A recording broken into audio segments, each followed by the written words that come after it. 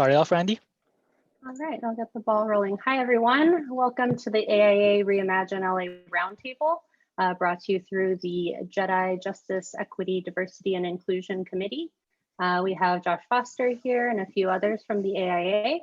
My name is Randy Robbins. I'm one of your moderators tonight. We have Josh Ong and Joanna Hauser as well, kind of guiding you through this. We can do a quick intro if you want. I'm just a local designer, born, raised, and based here in LA. So for me, I think these issues are really personal. And I think Josh and Joanna, if you want to introduce yourselves. Hey, I'm Josh. I'm a concerned citizen. Okay, Johanna? Here, me too. Happy to be here, very excited for all these great speakers. Yeah, so we have a very robust panel today. I'm basically your opening act, warming you up. It's a mix of, I would say, highly qualified grassroots organizers, policy leaders, and design thinkers, each of which have a very unique commitment and work with a special urgency towards social justice in our built environment.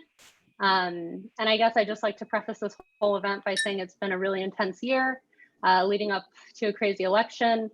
Some would say this is a defining moment for our country. All of us are here today. We just kind of thought it was time to get the architecture community organized and just shine a spotlight on some local issues that I think kind of directly affect this industry and the profession in general. So a special thank you for tuning in, listening. Stick around for a Q&A. It'll be nothing, I promise, like the presidential debate last night. So hopefully you'll leave here with a little bit of information, a lot of information, a lot of points of views about how Measure J will impact our community. Also, if you have your ballot, you might want to pull it out and find Measure J on there. I'm going to give a brief introduction and then I'll introduce our panel. So basically, I think Measure J is really just a chance for us to reassess our values. I have such a great admiration for the architecture and design community. I think we have this connective benevolence as architects. We really see ourselves on the front lines of community building and urban development efforts. We wake up every day just kind of by default with this responsibility of designing better building systems and programs, whether that covers ensuring safety and wellness, creating social outlets, or offering resilience through these structures. It's a tough job, and I think every day we find ourselves reimagining new paradigms for inclusivity, and we explore how to be bold with maybe limited resources. In practice, these goals are really difficult, but I don't think they're impossible to commit to. So I think that's really the first step today, is just committing to some of these goals. Once we understand how those frameworks for design can apply to dismantling barriers to racial justice, we as an industry, I think, have the tools to move forward and to push the needle forward towards a positive change. It's a complicated and fraught process, as maybe we'll hear today, but I think that's the exact climate where architects really step up and we really thrive. So these difficult but not impossible restraints, obviously budgeting is a big one of them. Measure J is a budgeting initiative. We weigh sort of budgets against building codes, against quality control, all these different things. But these budget numbers are really thrown at us, I think, in the millions of tens of millions of dollars, and have this weird power of sending us like back to the drawing board sometimes. So it's something that we really negotiate with in our process. And I think it's something that's directly applicable to Measure J here today, that sort of skill set. Whether or not these budgets reflect our clients' priorities, ours, or the people who actually deal with our designs is kind of irrelevant. I think we all just need to come together in this moment and see what kind of solutions we can come up with. I felt nothing but empathy for some of these other community leaders here today who have found themselves doing a similar dance of budgeting, VEing, and revising numbers. Sort of these billions of dollars in resources that pass through our city are a mystery to a lot of us.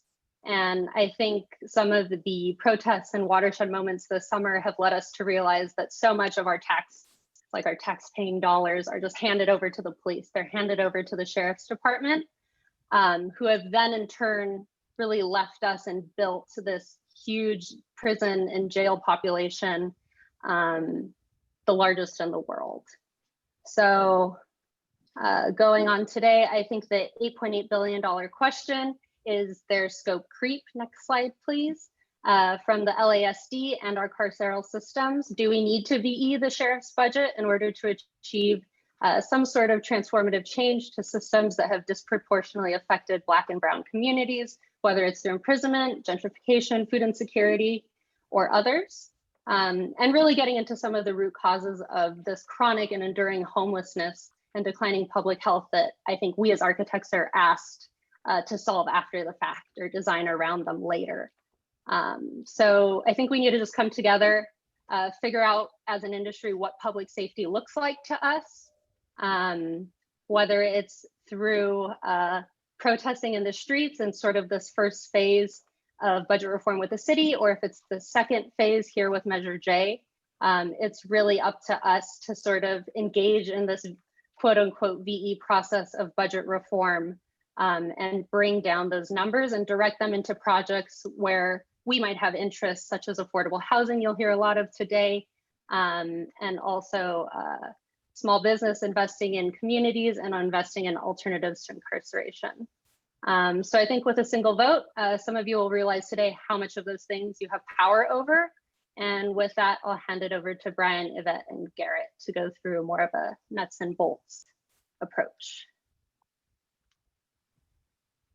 Thank you for that wonderful introduction. Hello, everyone. My name is Brian Caneda, and I'm the LA coordinator of Californians United for a Responsible Budget, or CURB for short.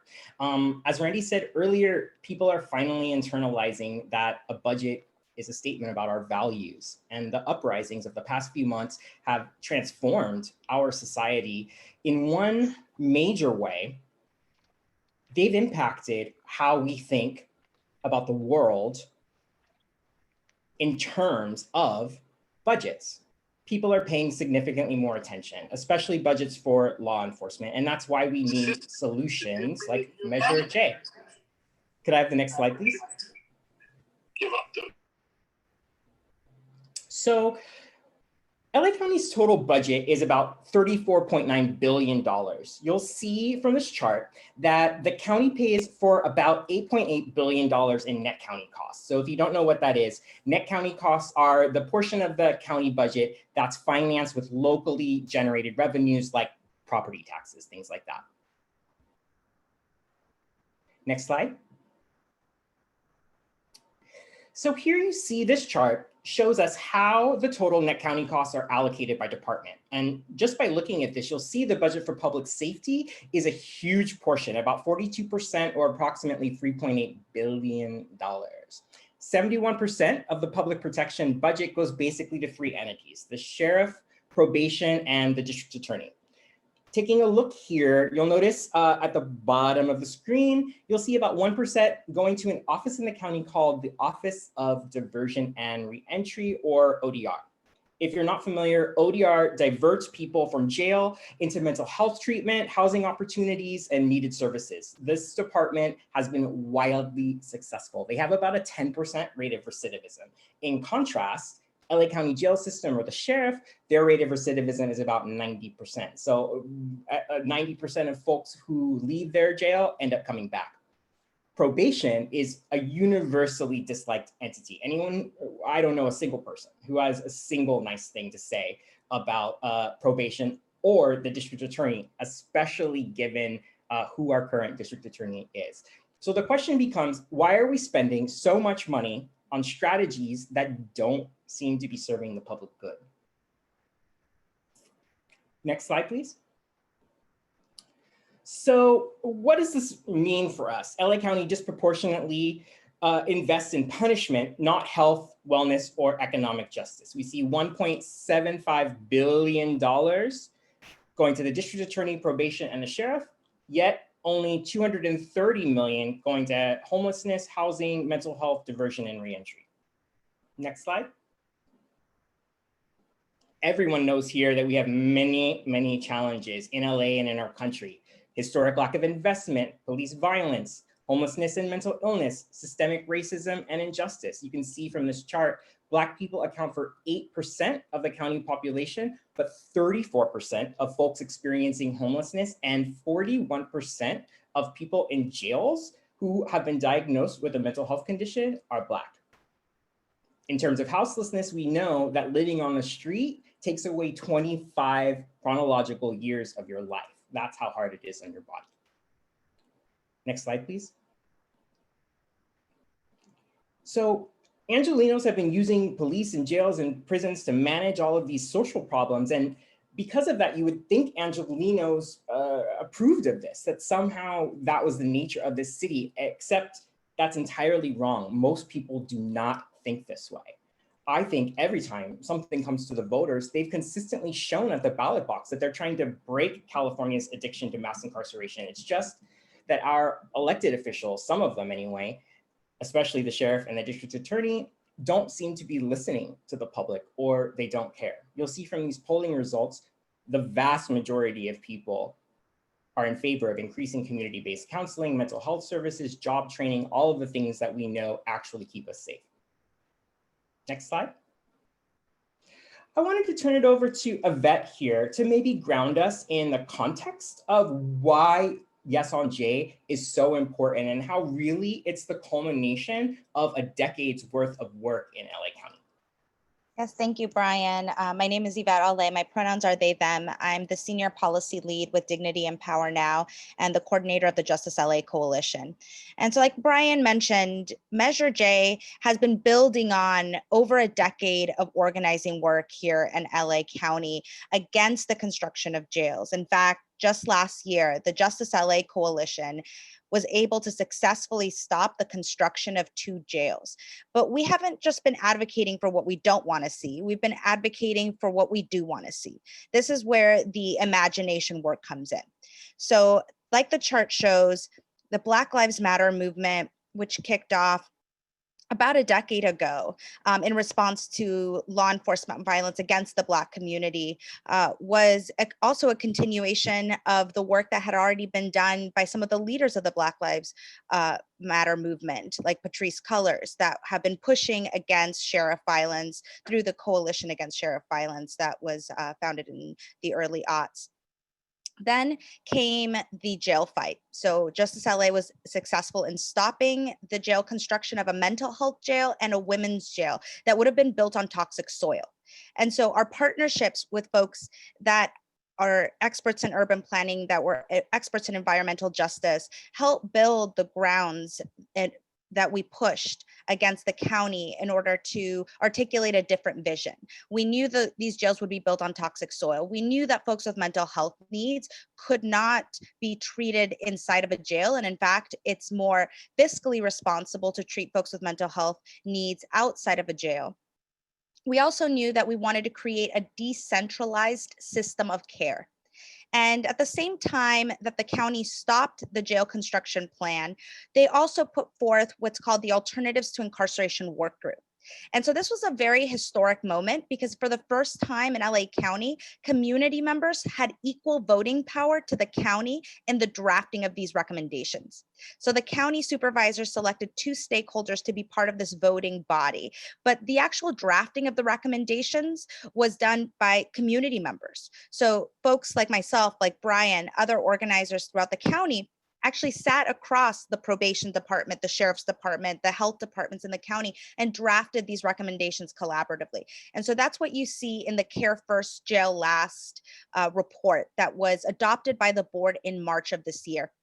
And it has some of the most transformative recommendations in the country, including safe consumption housing as a recommendation for LA County. It also calls for the construction of a decentralized system of care, which we've been pushing. So identifying the gaps in services throughout the county where the highest needs are, and building the clinics, building the housing that our communities need in order to stop the cycle of incarceration. And then like Brian mentioned, there's been overwhelming support by voters, and Measure R was a clear example of that, which passed overwhelmingly with over 74% of voters saying, yes, we want to divest from jails and prisons. We want to divest from criminalization, and we want to invest in a different system. So Measure J is a ballot initiative that would allow us to not just implement the ATI vision, but actually expand that vision beyond what's even in the ATI report by allocating funding towards these essential needs of our community, including housing, including mental health treatment, including youth diversion and education, including all of those pieces that actually keep our community safe. So it's an opportunity for us to collectively reimagine what public safety is, and then also fund it. It would secure at least $500 million in order to implement that vision. So I'll hand it back over to you, Brian. Thanks for that, Yvette. Next slide, please.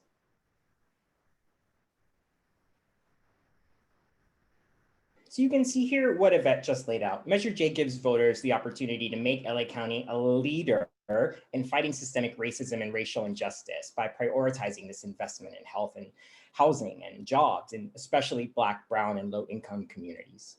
Next slide, please. So this is what Measure J does. Measure J is always and forever. It changes the county's constitution or the charter with no sunset. We're talking about a 10% minimum, no supplantation of net county costs. So that's estimated to be approximately 500 million phased into 1 billion over the course of a few years, depending on revenues of the county. And eligible uses, prohibited uses. This is super important. The set aside will create intentional investments, and all of this implementation will be done with community in transparency. So folks will know where this money is going. Next slide. So the key piece here is eligible uses. These are all of the things that Measure J can be used for, and it's really explicit. We're talking about housing, we're talking about increased funding for community-based services, support for pretrial, alternatives to incarceration. However, there is a prohibition. Funds can never go through the sheriff, DA, probation, or the courts. So this money is protected from law enforcement. Next slide. Health, housing, jobs. We all understand this here. I think that is the investment in community safety. Next slide. Brian, can you wrap up a little bit? Absolutely. This is all the cool people who love us. Next slide. Part this of is that how group. you can help. Thank you. Okay.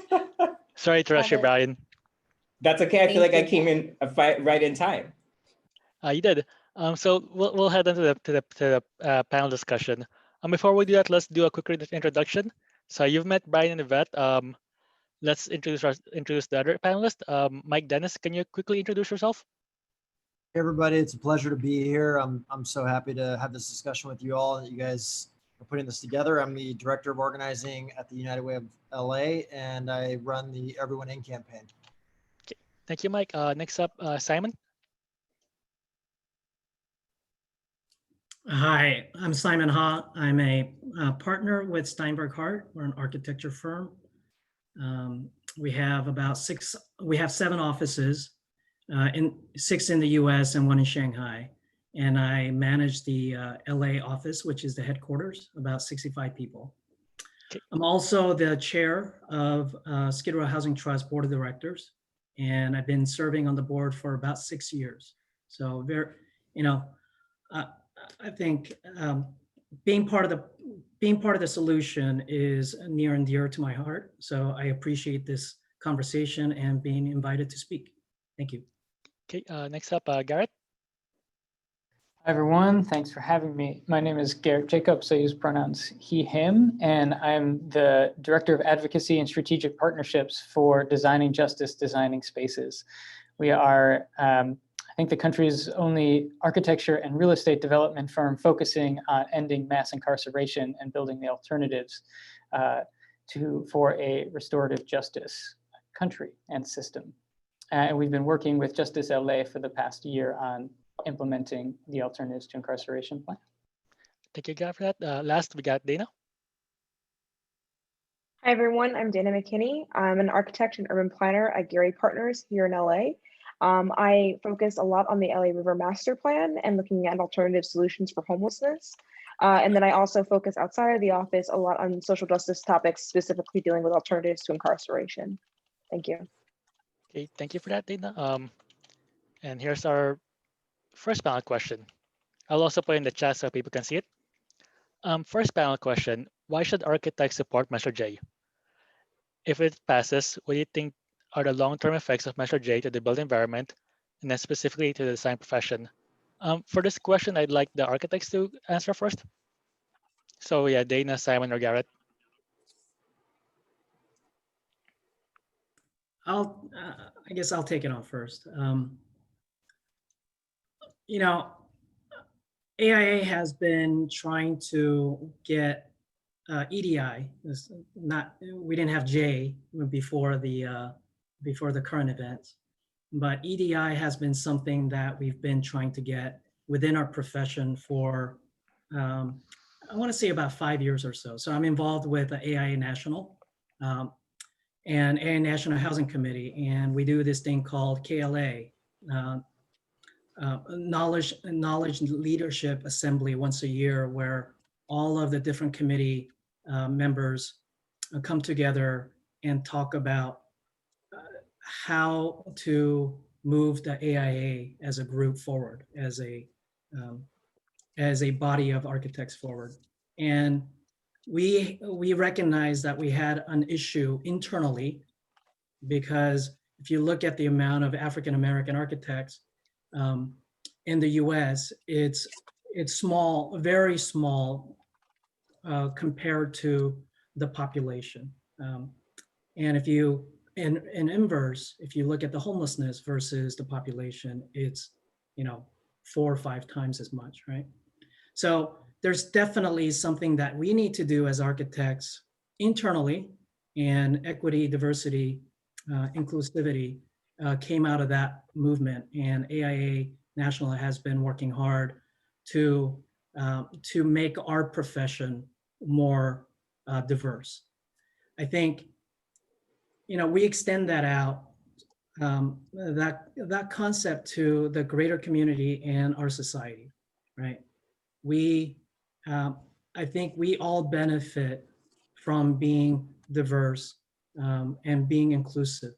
And I think Measure J is, to me, the first step in recognizing and funding that movement. So I think, as an architect and as a citizen architect, I think we as a organization have to get behind it and really call for social change within our within our profession and within our society. Okay, Dana or Garrett?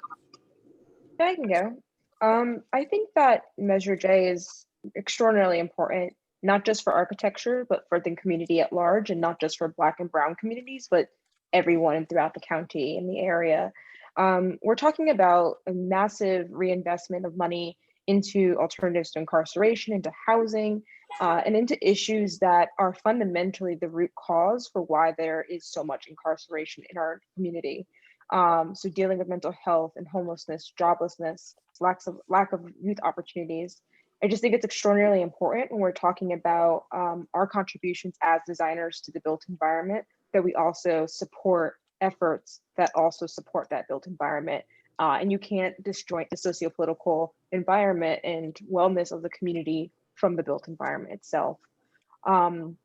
I'm personally really excited to see what Measure J can do in terms of creating more restorative spaces, things that are focused more on wellness, as well as opportunities to really support minority-owned businesses, Black businesses specifically, and create spaces for people of color and for at-risk communities to actually flourish into the future. And I think there's actually an opportunity for architects and designers to really get involved in this sort of new space making and place making in the community, that a lot of which have been divested for a very long time. So I think as a good citizen, it's our responsibility to take part in this effort, but I think also just moving forward as a community and as a county. Thanks. Thanks for that.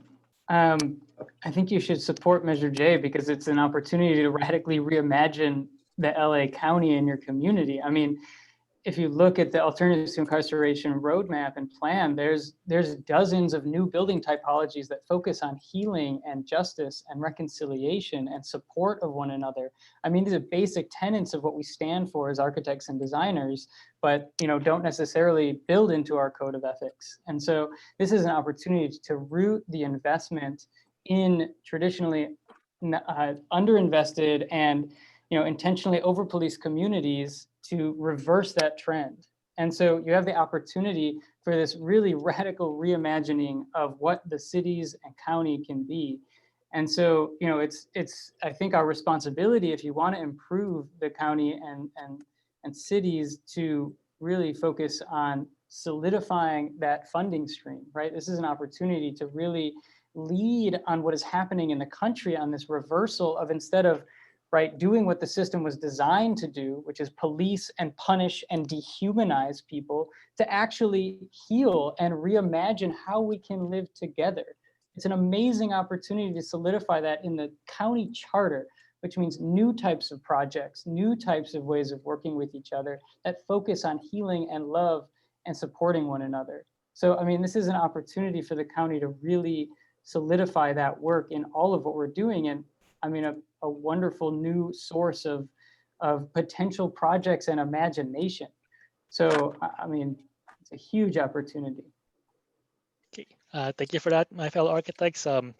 Unfortunately, we have to move on to the second question. Second question is, how does Measure J start to address the systematic criminalization and oppression that led to this year's uprisings? Do you think that bringing 10% of LA County's budget to the ballot box is a necessary last resort, or the first step forward for a movement that has most visibly taken to the streets? For this one, can we start with Yvette, Mike, or Brian? Sure, I can kick us off. So just a little background. When we initially drafted the language for Measure J, we weren't asking for 10%, we were asking for 20%. And so 10% is actually a floor, not the ceiling of what we want. But the county has been really resistant, despite putting forth the ATI initiative, despite all of these great motions to build rapid housing, one motion that passed just this week. The county has failed to invest in the rhetoric that they're pushing out. And so Measure J forces the county to make that investment, to actually make good on the promises that they've been giving community for generations, to actually invest in our care. And so when we think about the uprisings that happened earlier this year, the uprisings that happened weren't a singular moment. They've been generations of divestment, generations of harm, generations of violence that have been leading up to this moment. And so the communities that have been most impacted, particularly Black communities that have been not just impacted by criminalization, but massive divestment from those communities, no one's taking it anymore. Folks are advocating for their communities. Folks are actually getting sharp around budget analysis. And like Brian said, budgets are suddenly sexy, people are paying attention. And so our communities understood the impact, right? We've always known, but suddenly folks that aren't impacted, that haven't been in those communities that have been divested from, suddenly they're also paying attention. And that's why this critical moment is so important, because it's not just the communities that have been impacted, but it's wide scale. And folks are finally understanding that harming communities of color, harming Black and brown people, immigrant people, poor people, actually harms them as well, right? And so when we think about public safety, when we prioritize and center those that are most impacted by that harm, we're actually reverberating that healing process throughout our entire community. Yeah, I think Yvette, touched on a really important point. My day job, outside of the very exciting work of Measure J, is the Everyone In campaign, and we've been fighting to build an army of supporters across the county to show up and say yes to permanent solutions to homelessness. And when you look at how the county and the city have prioritized, and all of the 88 cities in LA County have prioritized their dollars, they think that if we look at budgets, the primary solution in their minds is to arrest and sweep people out of homelessness. There's a fraction of those budgets that's invested in freeing up land use rules to make affordable and supportive housing construction cheaper and faster. There's a willingness to, to bow to a small, loud minority of homeowners, property owners, affluent folks that want to see folks criminalized and erased from their communities. And Measure J is an opportunity. I mean, one of the biggest reasons we threw down on this was because it's going to finally invest and prioritize the dollars that we need for those permanent solutions. Supportive services and supportive housing are incredibly expensive. They require professionals. They require patience and care, and they don't produce immediate results. But if you look on a longer term, they are much more effective at keeping people permanently housed, helping them get back on their feet, than any other programs that are out there. And moving beyond homelessness, you look at the impending iceberg of houselessness that's going to come from the affordability crisis in LA County. The cost of construction, NIMBYism, all of these things are already barriers that are built in. Why aren't we investing dollars to make sure that there's capital to get those projects done and to scale them up at the scale that's actually needed? I mean, our last homeless count is grossly undercounted. They're estimating 70,000. It's much, much higher than that. We know that anecdotally. And, because of COVID and the lack of tenant and renter protections, there's going to be more folks falling into homelessness to just simply need an affordable place to live. And, I think that's one of the most important things that folks can take away from that if we're looking at this through the housing lens.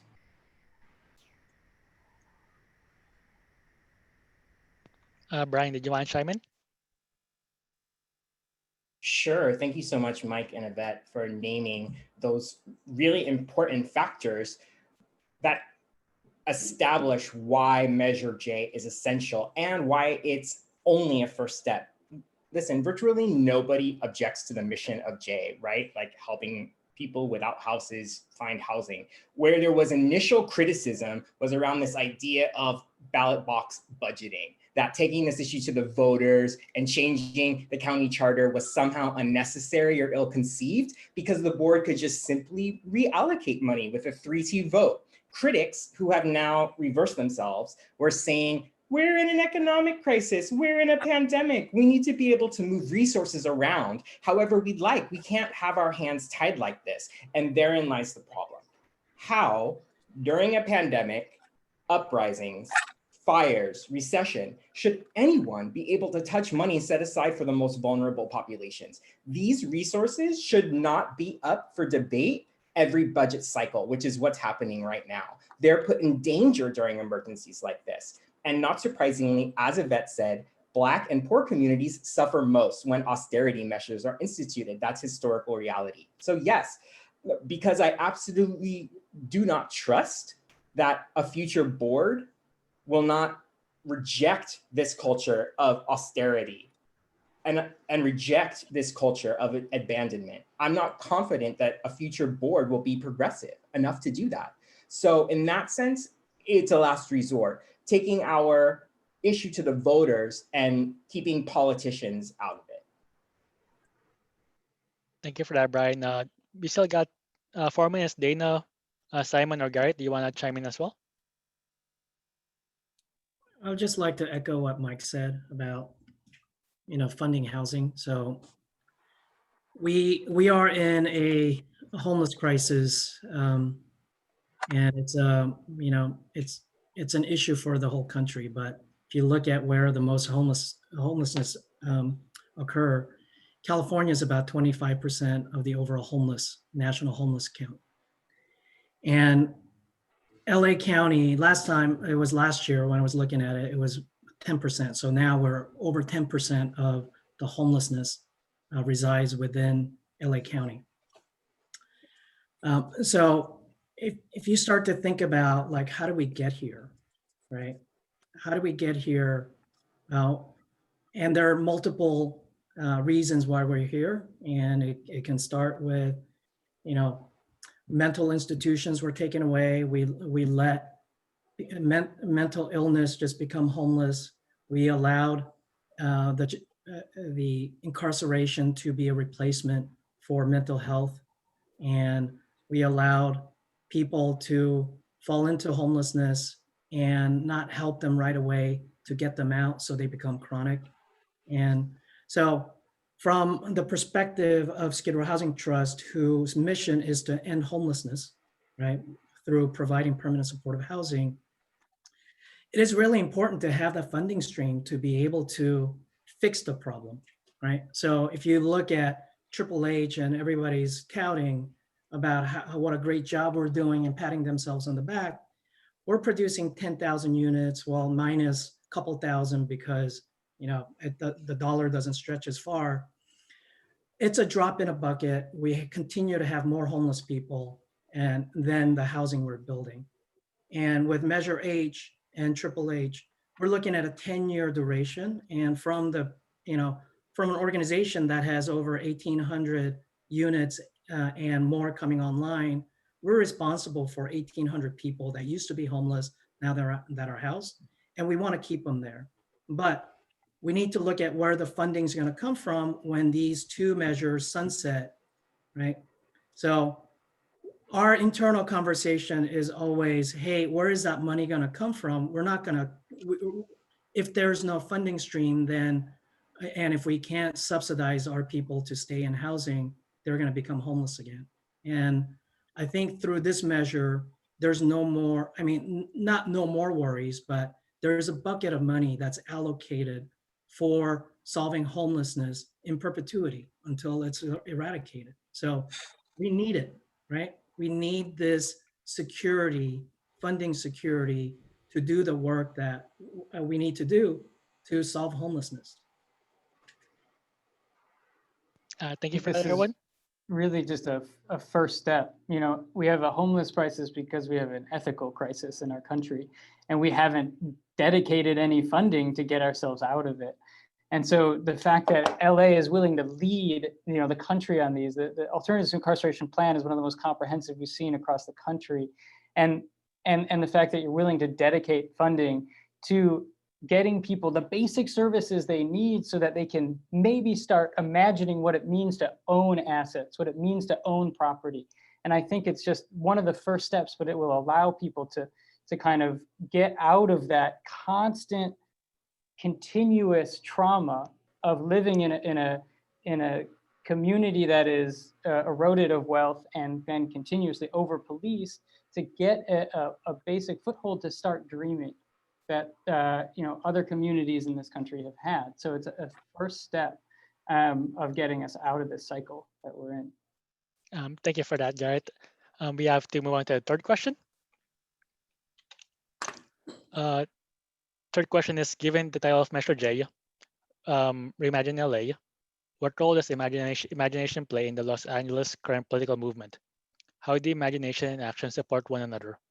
How does Measure J affect any current or future projects you are working on? Dana, can you start us off with this one? And Johanna can get the slides ready. Yeah. So I just want to share with you guys some images of a project I worked on prior to actually relocating to LA. It's in Newark, New Jersey, and it's purely a speculative project looking at alternatives to incarceration as a built form. And it's a three-part model looking at rehabilitation through restorative justice, security in housing, and empowerment through employment and recreational activities. Next.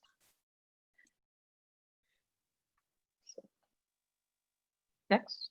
Okay, there you go. And so here's just we're architects and designers here, so I just wanted to share with you an image of what the site plan and organization of it is. It's basically trying to fit in with the existing urban condition where you have ground floor retail, upper floors of residential, to hopefully not stigmatize residents of the community who are there for issues of rehabilitation, for mental health, for drug rehabilitation, for family rehabilitation. Next.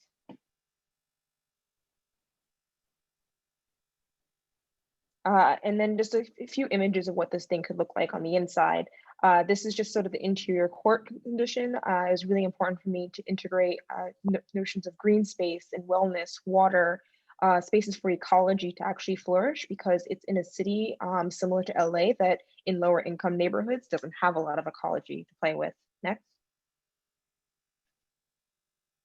And looking at restorative justice, for those of you who are not aware of what that is, it's a three-part model itself. When you bring together the victim of a crime, the person who's been committed or has been the offender of the crime, and then the community together. It's a practice that has been in existence for a lot of indigenous communities for a very long time, and has been having increasing use throughout the United States, particularly for low violent offenses as well as juveniles.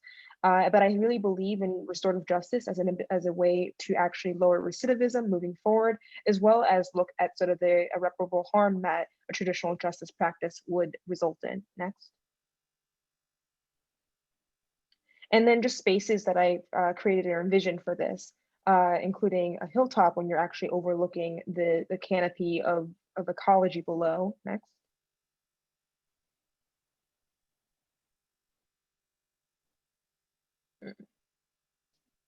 Okay, walls in which it's sort of an exteriorized gallery space, absorbing graffiti artists and street artists to come in, but also having built spaces for restorative justice. Next.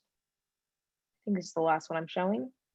Right here, and then flower fields, having talked to community members, looking at spaces that you can actually introduce color into the environment along with ecology, and something that is unlike what else you might find in that neighborhood.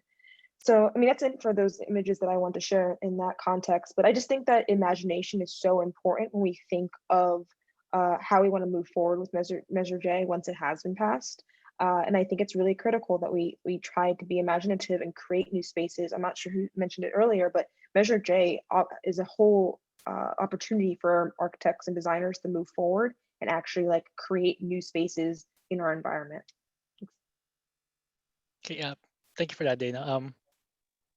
Any of the panelists can provide input if they want. Go for it. Sure. I'd love to touch on the project that Justice LA and Designing Justice, Designing Spaces has been working on for over the past year. So when we initiated the ATI process, we knew that at the conclusion of that process, we're going to want to lead the implementation and actually build the things that we put into the report. And so we anticipated that and connected with Designing Justice, Designing Spaces to start reimagining what LA County can do instead of building these new jails that they were going to build. And so that kicked off the process. And so right now we're in the process of locating a site for a pilot program. So we've been developing our criteria matrix, speaking with the board offices around their priorities, the projects that they're already working on. So in District 5, for example, Supervisor Barger's district, they're already reimagining a former youth probation camp to be a space for youth housing, for transitional age youth, for services, job training. And so that's where we're coming in, considering what projects are already happening around the county, how we can inform that process through a community participatory process. And I'll let Garrett talk more about the model that Designing Justice, Designing Spaces has used throughout the country and then is bringing into Los Angeles. Thanks, Yvette. Yeah, I mean, just kind of picking off of also what Dana was speaking about restorative justice processes, you know, while Measure J will open up a lot of new building typologies for us, we have to understand the trauma that these systems have afflicted, with which all of these projects will be healing. And so taking that to heart in all of our process is the driving factor. And what we've been doing with Justice LA over this past year really is just understanding the implications of the Alternatives to Incarceration plan, but also understanding what are the selection criterias of where we should put, where do we prioritize where to put this funding? How do we know where are maybe kind of the neighborhoods that could use the most new resources? What are those resources? You know, there's so many, there's a huge roadmap to implementing all of that. So how do we determine what goes first, where, and how does the community decide what it is that they need? And at DJDS, we don't do just design or engagement or real estate. We do all at the same time because we understand that these are new building typologies and we're talking about equity. And equity to us means ownership. people have to own buildings, own land, and operate them, and manage the finances of how they're operated. It can't just be affordable housing and continuing to live off subsidies. That's not what we advocate for. And in order to do that, that's why we do real estate in-house, we do design, we have a community organizer on staff, we do it all at the same time. And so we're both learning from the community of what are the funding priorities, what are the programmatic priorities, how do we partner with the program deliverers, the program providers that will be in the structures, at the same time as we're doing community engagement in a very almost therapeutic setting, so that act of envisioning is a radical act in and of itself, and that we are stepping away from the process and everyone has the ability to radically reimagine. Because what these systems do is break people down, break their humanities down, and it has to be reintroduced in a really sensitive, welcoming way that is culturally relevant to everyone who's involved. So we have programs like what we call Designers on Deck, where we'll hire local experts in the field, mostly systems impacted, who will help serve as our kind of community ambassadors and will help lead the process on the ground. We don't pretend to be the experts in every community. We're based in Oakland, but we'll come and support developing the tools and working with the community on the ground, which is why we partnered so closely with Justice LA as they manage the relationships with both the service providers, the community organizations, and often the folks who sit in jurisdictional decision-making power. And so we come and provide a process by which how to determine where to prioritize funding, and then how to do community engagement, research around funding mechanisms, because so many of these typologies on purpose, by design, do not have funding mechanisms towards them. And so we have to become diverse in our thinking of the programming that goes into a building so you can capitalize on different sources of funding, and then also support community groups in understanding how to use those sources and how to and what actually it means to do real estate development. So many of our processes are about decolonizing these very kind of behind closed doors in ivory tower processes so that community can build the capacity to receive funds. Like when we talk about invest, divest, who receives those funds? What do community funds look like? How are they structured? How can we talk about those at the same time that we're talking about re-envisioning these programmatic pieces of infrastructure in the community? And then how are we going to coordinate them across the county? I mean, LA County is huge. So how are we going to even do that in a district? And starting to have those conversations at the same time and build those into the governance structures that will help determine what we're doing in these projects. And so that's a little bit of the background of what we've been doing across the country and what we're doing with Justice LA. Thank you for that, Garrett. Unfortunately, we need to move on to the next question, our last question, actually. As architects, we have been trained to think that walls and roofs can solve almost any problem. How can architects be more proactive in working with city agencies to create a more equitable city? Mike and Brian, we haven't heard from you much lately. Can you start us off? Sure, I would be happy to. I think that it's a fantastic question. And I say the same thing to every person who has enough privilege to be able to weaponize it like this.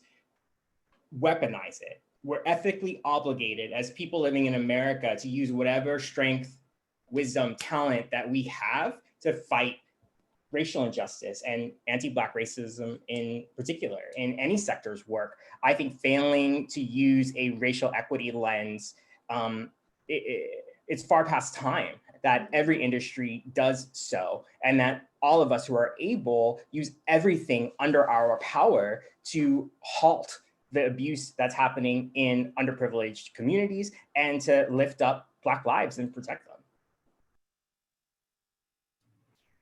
Yeah, I'll piggyback on Brian's point. I spent a bunch of years organizing on the east side of Los Angeles, primarily with undocumented workers, for community control of land, for more affordable housing, decommodification of housing. And one of the biggest obstacles that we always faced was this accessibility to information to political spaces, to elected offices. City Hall in particular, and the county does this in their own way, are extremely inaccessible places, and they're designed and they're wrapped in this sort of professionalized veneer, and it creates this huge disconnect between people that are directly impacted by those decisions in the real world and the folks that are making those decisions. And the biggest challenge we always had was getting that blend to happen. And I think, with this community in particular, it's really important that, I'm going to steal Brian's line here, it's important that everybody becomes their own organizer, their own advocate. If you have access to those spaces that are privileged spaces, that are professional spaces, architecture certainly is that. I think it's really important that you guys are saying the same things that our communities that we organize are asking for, right? Because the folks in City Hall, I could say a lot of nice things, but I think they tend to listen. They're very selective on who they listen to, right? And oftentimes it depends on how you look, right? And to the extent that our movement is able to infiltrate different sectors of the economy, where we're all talking and demanding the same thing. We're demanding that accessibility, that equity. We're demanding that these resources get reallocated. We're demanding that this project get pushed forward. This is really, really powerful. It doesn't have the same, it doesn't have the same hoopla, and it doesn't get the same accolades, but these are the conversations that matter the most, I think, to people that are gatekeepers. And we have to keep pushing and pushing and pushing, right? And so that would be my call to action, as in your professional space. I think in your personal space, how can you be an organizer? How can you be talking to your parents, your family members, your spouse, your neighbors, your kids, people that you run into at the store? Well, when we used to go to stores and you could talk to people up close, but I think it's really important that you're engaging all of your networks, because everybody here has at least 100 Instagram followers, right? So, you got to ask yourself if you've done everything that you can to get them to mobilize and take action. And I think this will probably be a segue into the last piece, like what we want you guys to do. But, I can't stress it enough that that there is always somebody that doesn't understand what you believe in. And it's really important that you're working with those folks and you're mobilizing them to say the same things that you are and that we are, and all the organizations that do this amazing work. Yeah, and just to piggyback on what Mike and Garrett was raising earlier, it's really critical that as you're mobilizing and using the spaces that you're in to push for social justice, racial justice, that you also consider partnering with community-based organizations, with folks on the ground, with impacted people, and take your lead from those people. They're experts in their own communities. And so that's why we decided to partner with Designing Justice, Designing Spaces, because they don't work in a vacuum. They don't tell us what we should be doing. We help inform them about the needs of our communities. And so it really needs to be a bottom-up process where you utilize the skills that you have, but make sure that the moves that you make, the things that you say, are informed by the people that are most impacted. I would just like to add that I think as architects, we need to challenge ourselves to think about what our duty is to the health and safety and wellness of society, not just our client, not just the building users, but the community that surrounds that thing that we're designing. Specifically, like when I think of materiality or even the sort of detailing that we do within a building, I don't think we question ourselves and our decisions that were made enough in the past. So you look at prison design and you have the really narrow slots of windows that might be 3 or 4 inches wide with wire mesh embedded in the windows and the glass. We're doing that in architecture in communities now, not just in prisons. And so I think that we need to really challenge what our governments are even allowing us to design. Like, we shouldn't be implementing that level of horrible dehumanizing elements into a building on the ground in society, in any project. I think we need to be pushing back against zoning regulations in terms of building codes, in terms of inclusionary housing ordinances. I think as architects, we understand the built environment. And I think we have an obligation to kind of work with the political spectrum and actually reinforce like what does and doesn't work in the built space. And so I just really challenge everybody to get more involved and pay more attention and be more reflective of what they're doing. I think, everybody that's on this call is doing what we want you to do, right? As architects, you're participating, you're trying to be part of the solution. You're in this conversation. So if I said what I was going to say, I'm preaching to the choir.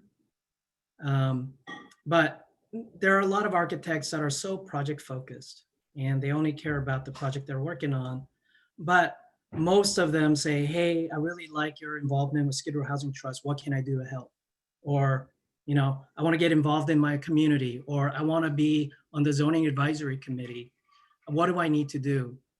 And usually it's, oh, how many hours is that going to take? Right? So they want to participate, but they don't want to give themselves because they are so busy working on their little thing. My advice to that mentality is, if you do want to make change, and a lot of architects do, and we get into this profession because we want to create and we want to make change, you have to change the way you think. If you're only focused on doing the best, creating the best project that you can create, you're only impacting that project, only people that are touching that. But if you are able to become a influencer, we always say influence the influencers, right? And because architects are trusted advisors, we are in a unique situation where we can really influence the people that are making the policies. And if you can, like Dana was saying, if there's a zoning regulation that we need to push and change, instead of doing that on your project, if you did it for everybody to make more room for housing or make it easier, there you're impacting a greater, you have a greater reach to make a difference. And we all have that within us. What should you do? Go out and join your neighborhood council, right? You want to be part of the community. You want to change the NIMBY attitude of the neighborhood council. Join the neighborhood council and change the way that the policymakers are listening to the neighbors. And if you want to change the zoning, apply to be on the planning committee and write letters, right? Your neighborhood council planning committee, because the council listens to you. Planning listens to you when it comes from a neighborhood council. So you can do that. And then you get to know the people that are in the city, your council office, and then they might invite you to be on a working group for a policy that they're working on, right? So you can get involved, but you can't say, well, I don't know if I'm gonna have time. You just have to do it. So you guys are all doing it. But let's do more. That's it for the panel discussion. Thanks, everyone. Now the Q&A. Who got questions? Please raise your virtual hand.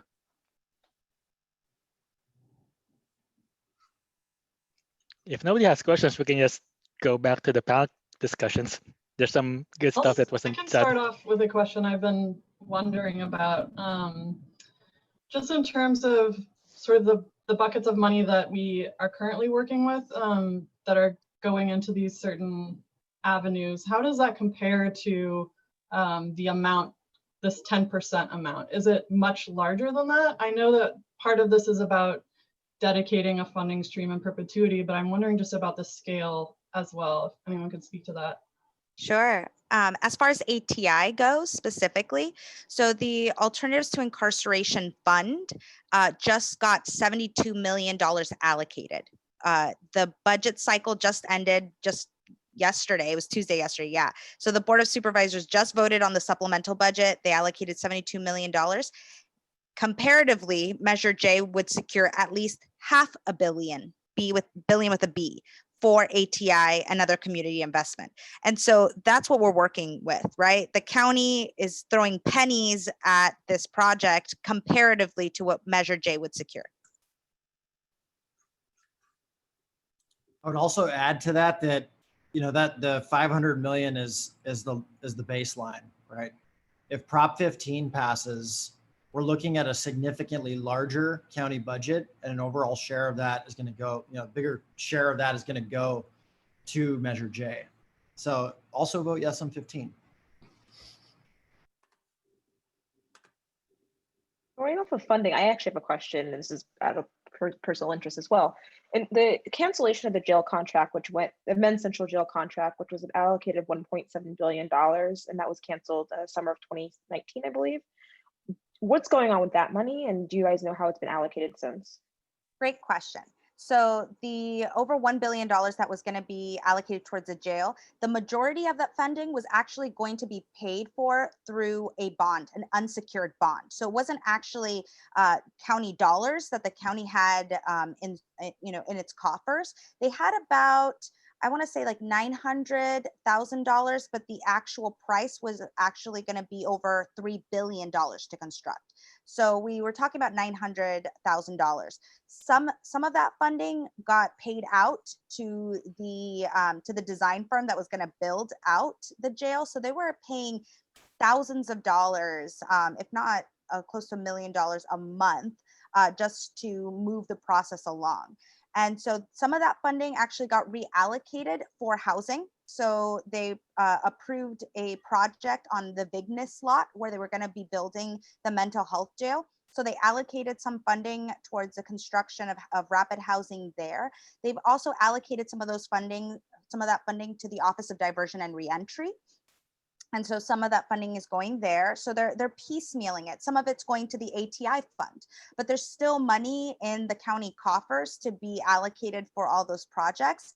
The CEO, however, has been very conservative about reallocating those dollars because the county is still considering closing Men's Central Jail.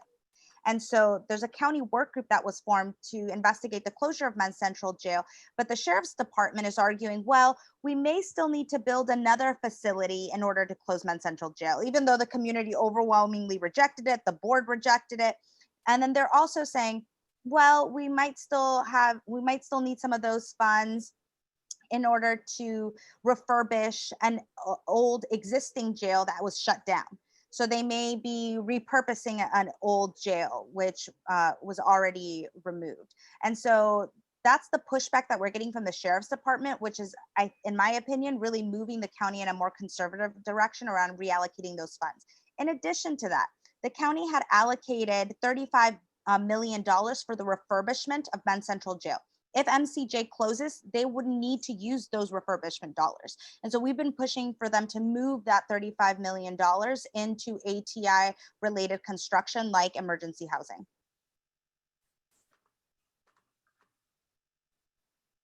So similar question, in terms of, allocating money for housing, homeless services, or kind of on that side of the housing, the equation of the Measure J.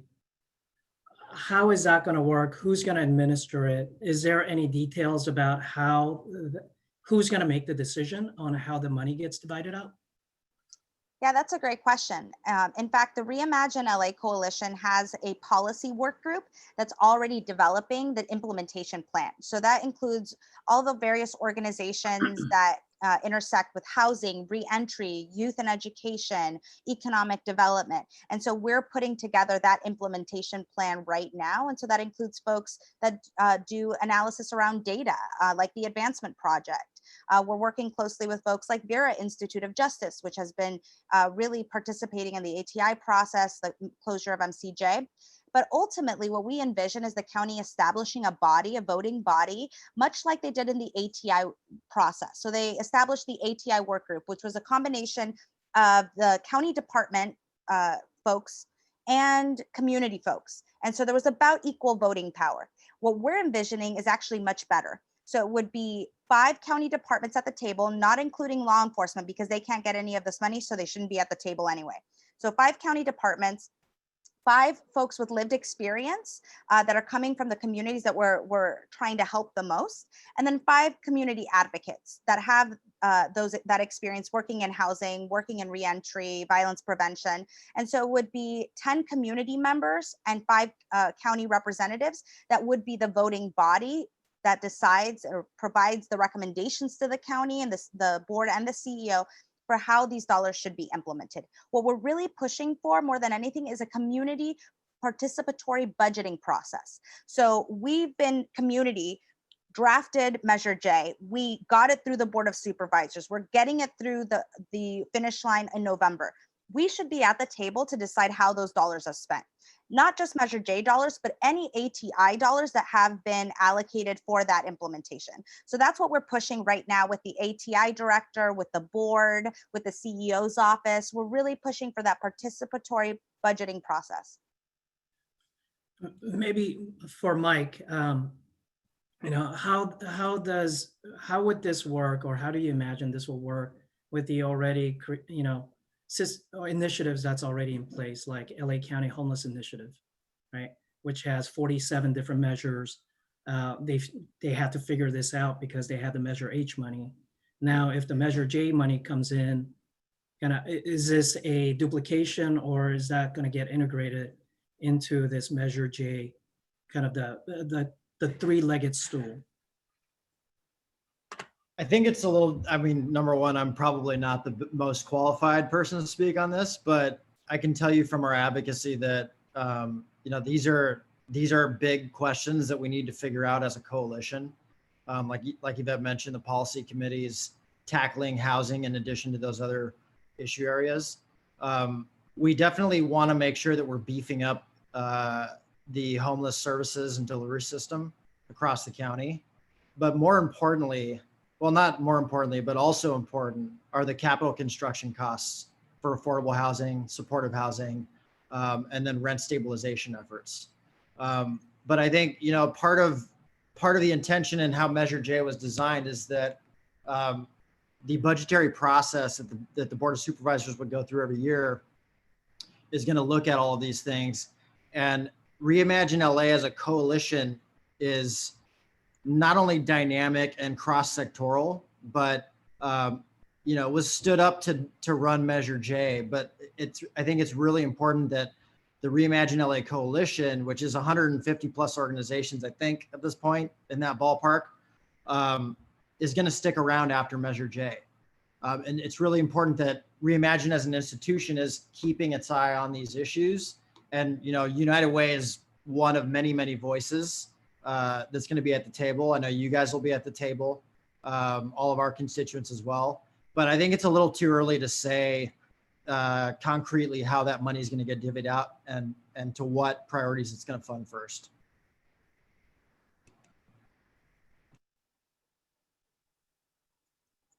Just to add a little insight on process, right now we're building out the criteria. We're building out, you know, an understanding of where the gaps in services are, where are the highest need communities, decide as a coalition, what are our priorities, what are our goals, and then work backwards from there. And so once we get into the implementation process, we also envision a process similar to ATI where community stakeholders, any community stakeholders can be involved in the process. So ATI divided the work into intercepts. So intercept 0, which would be before law enforcement contact, and then intercept 6 when folks are transitioning out of the system. So each intercept had a work group. And so we're seeing our 5 pillars, which are housing, health and mental health, reentry, youth and education, and economic development and sustainability. Each of those would be divided into subcommittees where any stakeholder can come and participate, help draft the recommendations, and then present them to the voting members so that we can finalize what those recommendations would be. But like Mike said, we're early on in the process. We're right now just formulating the criteria, but we want to be ahead of the implementation game, which is why we've been working on this as a policy committee for the last month and a half. Yeah, I'll keep asking questions unless other people have questions. So, you know, just reading up on all the op-eds and kind of, what people have been writing about Measure J, I haven't seen many opponents other than, a sheriff coming out and scolding, the county supervisors who voted for it. But who are the opposition? Who are we fighting against? I mean, the most visible targets for us are the AIALADs, the Sheriff's Union, the District Attorney's Office, the entire carceral infrastructure of LA County is against us. We have, unfortunately, we have some folks in labor that have come down on the wrong side, but I think there's a bit of a reckoning happening, and folks are coming around now and realizing, like, oh wait, our rank and file members are directly impacted by the activities of the Sheriff's Department. They're directly impacted by high rents, low wages, the pandemic, everything else. And so we are now, I think we started feeling like we were sort of alone in the ocean on this thing. And very quickly the tides have turned, and it's really exciting. I think it's because when folks stop and think about what this actually does versus what we've been doing for the last, 3 decades, probably more than that, they're coming around. But I mean, on paper, yeah, it's going to be the sheriffs, the AIALADs, district attorney.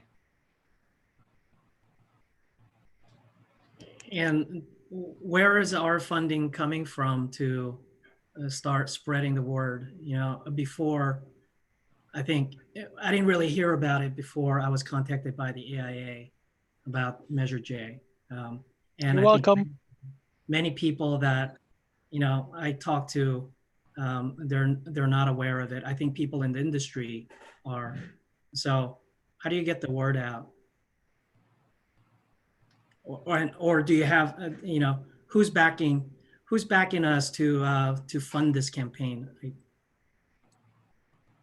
I'm happy to talk about sort of the field program, but I'd give the mic to Brian, who's been doing a quite amazing job doing fundraising for the campaign. Sure. I mean, we have a very diverse group of funders. We have very high level individual donors, and all of the family foundations are supporting us with public education, which is about to launch soon. People are going to learn about Measure J really fast. Really, we need to raise $1.5 million in the next 30 days. So I'm hoping that everybody here on this call will reach out to 10 people and get folks activated to give to this campaign, because it's an investment in the future of LA County.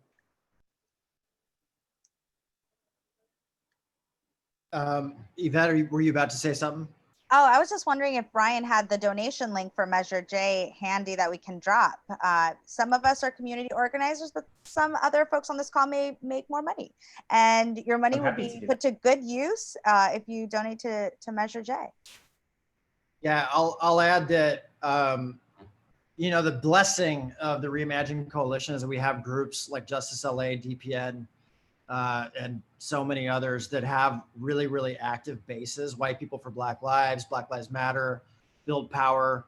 And so, without the ability to raise tens of millions of dollars for something like this, we have tens of thousands of people that are ready to volunteer. They have been volunteering, that are helping us talk to voters. Raising money allows us to expand the tools we use to talk to more voters. But if you can't raise money, you can volunteer with a phone bank and cut out that initial step. The name of the game here is talking to as many voters as possible. We've got to talk to 2.8 million to win. We need 50% plus one, which is amazing. Polling, it matches up nicely with our polling. But we got to make sure that folks know about it. We got to make sure that folks know that it's the last thing on the ballot. It's on page 17, I think. Folks that are really excited about Trump or not excited about Trump, but excited about getting his ass out of office. And going maybe down to the state level, it's really, really important that folks are voting local. And Measure J is that thing we need, right? So digital advertisement, You all know we're in a pandemic, so we're not knocking on doors. We're not doing lawn signs. We're not doing canvassing operations. We're doing Zoom-based phone banks and text banks. And that allows us to talk to tens of thousands of voters every week. And that operation is ramped up. We're in our third and a half week at this point. And, we're going to be fully ramped up by this weekend in terms of our volunteer capacity. Ballots hit the mail next week. So, the next few days is really critical for us to catch those early permanent absentee voters that are likely to mail in their ballots right away. And I'll drop a link in later, but yes, you can donate directly to our website, yesonj.la. I'm also going to drop in links for volunteering to phone bank. It's super easy. You don't have to look at people. You can take a deep breath between each call if you have to. And you got like a great team of folks that are going to train you up and answer any questions that you have so that you feel really comfortable when you're doing it. Hey, Will, are you, I don't know if you're still here. Yeah, I'm here. Hey, so what do we have to do to get on this list of the supporters? I'm looking at the slide deck, page 12, with all these different logos. So with Skid Row Housing Trust, I definitely will bring this to my board and our C-suite to get on the supporter list. What do we have to do to get AIALA to join the coalition? Great question. Yeah, great question, Simon. That's why I encouraged this meeting to happen so that we could have an sort of a formal launch for this campaign internally. Joshua Foster is on this call. He's the chair of the JEDI committee. So Joshua, with the group here that's helped organize this, will be writing an official endorsement. They will draft that as if it was endorsed by the board. I'll share that with the board. I'll ask the AIA board to officially embrace it. And then that message could go out to not only the AIA membership, but to the community at large. Similarly with Prop 16, AIA California has officially endorsed Prop 16. And so we just need to get them more awareness out about our endorsement of Prop 16, and hopefully Measure J will be as smooth as that. So thank you. Anyone from the panel, let's help Josh Foster out with that letter writing. Does anybody in the panel have any tidbits to maybe a quick sentence or a paragraph to tell Josh Foster so he can just copy and paste that and then send that letter on his way? Feel free to send that over to the other Josh, and we'll definitely make sure we get those thoughts in there. Yeah. But I think it's a good opportunity, as we saw uprisings in response to the state-sponsored murder of our Black and Brown communities. We made statements, right? Lots of organizations made statements, but what did that mean? And I think doing things like this, taking actions like this, and really looking at what the reasons are behind why you would support something as an organization is really an opportunity to articulate your values and where you stand, and kind of moving the organization forward in that commitment to maybe some of those statements that went out earlier on this summer. So, yes, we can help give you language, but how are you using this as an opportunity internally to really put those values publicly and internally to use? I have a follow-up question on this. Will, does the AA National ever endorse local initiatives? Can we ramp it up? It's definitely something that they, potentially could, but there would be no value. You're really looking at voters. We, like Mike said, we're looking for 2,100,000 voters. How AIA National influences the amount of voters won't really do much. It's I think that's true in terms of the specific measure, but just in terms of kind of attaching a motive to the profession and articulating a commitment to this issue, it goes beyond just getting the votes. I think it's a statement. I think AIA National, made many statements over the summer, and one thing they asked to be called out nationally. And I think some more statements from the national chapters of how the profession has participated in the injustice of our built environment is something that we can do to bump it up to national. So I love that idea of just pushing it back on the national organization that represents us to say, hey, look, you need to represent these things locally because this is where the change is happening. And if you want to actually make change, you have to say something. I mean, I think there's a lot of value. Oh, I'm sorry. Go ahead, Mike. Go ahead. Yeah, I was just going to say real quickly that, I think there's a lot of value. I mean, to many of the points that we touched on earlier, about like organizing your sector of folks. So even though there's a national affiliation not directly tied to, this particular area, it says a lot. I think it changes. It's one of those. It's one more chip that sort of changes the norms, right? And also, we'll take the money, and if it helps with fundraising, by all means. And by the way, I dropped the link to the organizational endorsement down in the chat, so you guys can fill that out if you do get to that point. And we're always happy to come and answer questions, if you guys have an additional meeting about that.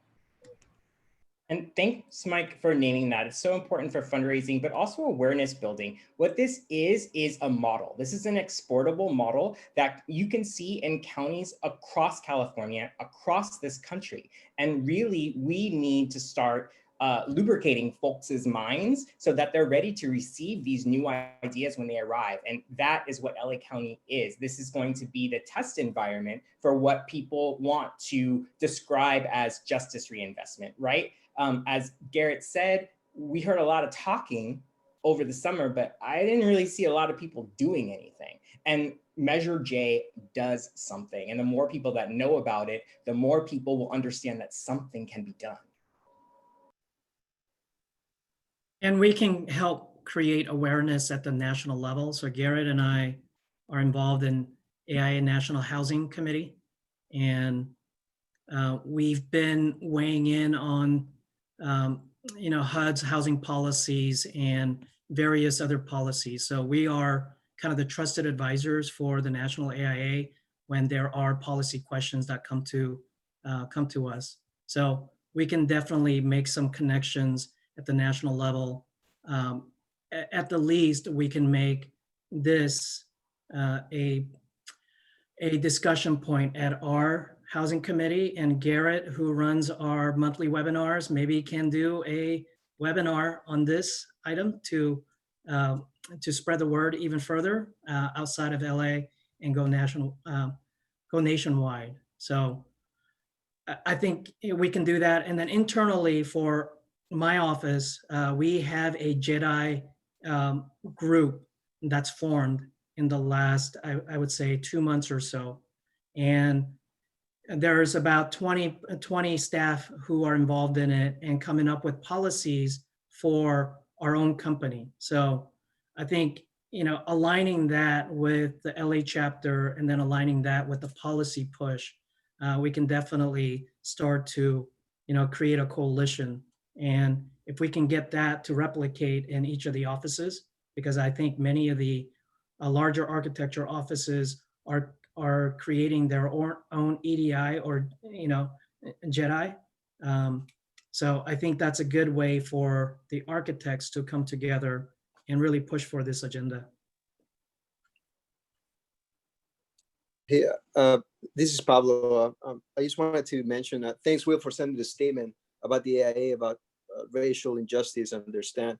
But I mean, every organization and every company did the same thing, right? They sent a statement when they had to do it, just to do it.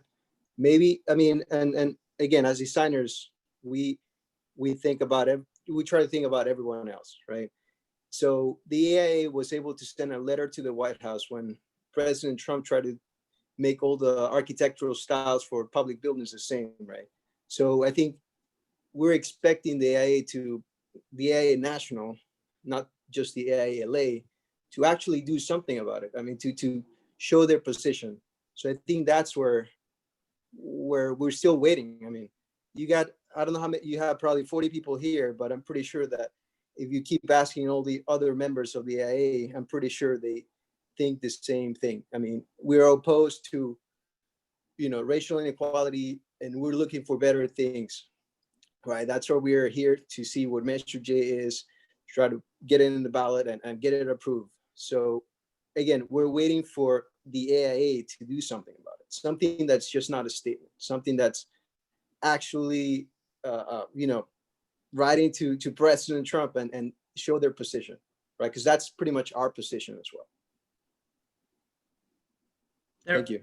There was a movement months back when there was a group that wanted to oppose solitary confinement and architects to not design solitary confinements within the prisons, and there was a big push from the membership to get AIA National to really make a policy statement and stand behind it. Unfortunately, it's a big machine. I think it's a big group. There's a lot of interest and a lot of different people that are involved in it, and some may be in the justice and designing jails. And I think AIA works in a way that it doesn't want to piss off any part of the membership, so it doesn't push. And I think that's something that needs to change. And the way to change that is, Pablo, if you want to run for, a seat on the board or in one of the committees, I think that's the way we kind of, we have to turn it inside out, right? We have to infiltrate, and then we have to make sure that people that have that are willing to push the agenda through the organization are, getting into the leadership positions. So I'm sorry, but I also, you could put your energy elsewhere. I think the AIA made itself very clear on where it stands when it did not adopt, the architects, designers, planners for social responsibilities recommendations to not include solitary confinement because it goes against our code of ethics.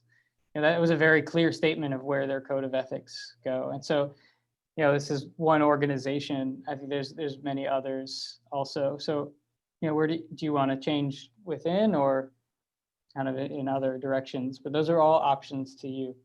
Just want to put that up there.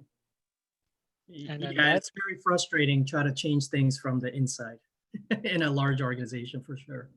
And on that note, Johanna, do you want to close us off? Yeah, this conversation went exactly where I hoped it would at the end. Thank you, Mike, for echoing the infiltrate idea.